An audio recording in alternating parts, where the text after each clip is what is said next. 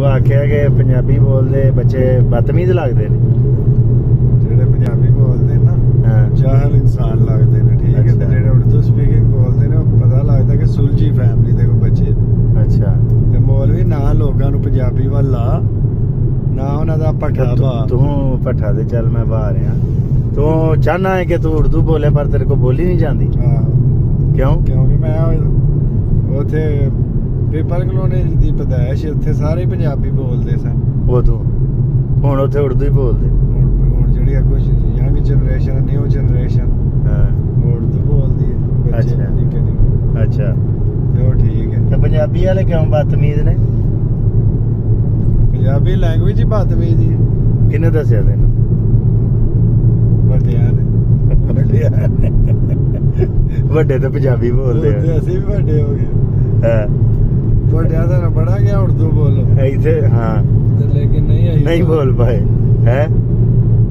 ਤੇ ਹੁਣ ਨਵਿਆਂ ਨੂੰ ਅਸੀਂ ਬੁਲਾ ਲਈ ਕਿਉਂਕਿ ਗਵਰਨਮੈਂਟ ਨੇ ਪਹਿਲਾਂ ਹੀ ਸਾਨੂੰ ਜਿਹੜਾ ਨਾ ਉਹ ਤਰੀਕੇ ਤੇ ਚਲਾਇਆ ਹੀ ਨਹੀਂ ਹੈ ਜਿਹੜਾ ਹੋਣਾ ਚਾਹੀਦਾ। ਜੇ ਹੁਣ ਅਸੀਂ ਯੂਕੇ ਆਏ ਆ, ਹਾਂ ਇੱਥੇ ਪਹਿਲਾਂ ਹੀ ਉਹਨਾਂ ਨੇ ਜਿਹੜੇ ਏਰੀਆ 'ਚ ਬ੍ਰਿਟਿਸ਼ ਚੱਲਦੀ ਹੈ ਵੀ ਇੰਗਲਿਸ਼, ਉਹ ਇੰਗਲਿਸ਼ ਚਲਾਉਂਦੇ ਨੇ ਪਏ। ਸਾਊਥ ਵੇਲ ਹੈ, ਠੀਕ ਹੈ, ਸਕਾਟਲੈਂਡ ਹੈ, ਉੱਥੇ ਸਕਾਟੀ ਬੋਲੀ ਜਾਂਦੀ ਹੈ। ਸਾਊਥ ਵੇਲ ਦੇ ਵਿੱਚ ਵੈਲੀਜ਼ ਬੋਲੀ ਜਾਂਦੀ ਹੈ, ਵੈਲਿਸ਼ ਵੈਲਿਸ਼। ਤੇ ਬਸ ਇਹ ਹੀ ਗੱਲ ਹੈ ਨਾ ਕੀ ਵੈਲਿਸ਼, ਸਕਾਟਿਸ਼, ਇੰਗਲਿਸ਼ ਹੈ ਬਦਤਮੀਜ਼ਾਂ ਦੀਆਂ ਜ਼ਬਾਨਾਂ ਨਹੀਂ। ਇਹਦੇ 'ਚ ਗਾਲਾਂ ਨਹੀਂ ਹੈ। ਤੈਨੂੰ ਹੁੰਦੀਆਂ ਹੀ ਨਹੀਂ ਇਹਦੇ 'ਚ ਗਾਲਾਂ। ਕੱਢਦੇ ਉਰਦੂ 'ਚ ਗਾਲਾਂ ਨਹੀਂ ਹੈ।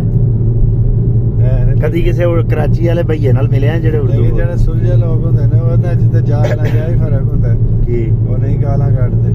ਤੇ ਜਿਹੜੇ ਪੰਜਾਬੀ ਬੋਲਦੇ ਨੇ ਉਹ ਵੀ ਨਹੀਂ ਗਾਲਾਂ ਕੱਢਦੇ ਜਿਹੜੇ ਸੁਲਝੇ। ਅਸੀਂ ਕੱਢਨੇ ਆ, ਇਹਦਾ ਮਤਲਬ ਹੈ ਕਿ ਅਸੀਂ ਨਿਚਲੇ ਤਬਕੇ ਦੇ ਹਾਂ। ਨਿਚਲੇ ਤਬਕੇ ਦੇ ਲੋਕ ਪੰਜਾਬੀ ਬੋਲਦੇ। ਜਿਹੜੇ ਹੁੰਦੇ ਨੇ ਮਤਲਬ ਫੁੱਲ ਜਿਹੜੇ ਡੀ ਗ੍ਰੇਡ ਲੋਕ ਹੁੰਦੇ ਨਾ, ਹਾਂ ਜਿਹੜੇ ਨਾ ਆਪ ਅੱਗੇ ਵੱਧਦੇ ਨੇ ਨਾ ਕਿਸੇ ਨੂੰ ਵੱਧਣ ਦਿੰਦੇ ਨੇ, ਅਸੀਂ ਉਹਨਾਂ ਲੋਕਾਂ ਸ਼ੁਮਾਰ ਹੁੰਨੇ ਆ। ਅੱਛਾ ਬਰਾਏ ਮਿਹਰਬਾਨੀ ਤਜਮਲ ਸਾਹਿਬ, ਤੁਸੀਂ ਇਹਦੇ ਪੰਜਾਬੀ ਚੋਂ ਬਾਹਰ ਨਿਕਲੋ, ਹੁਣ ਯੂਕੇ ਆ ਗਏ ਹੋ।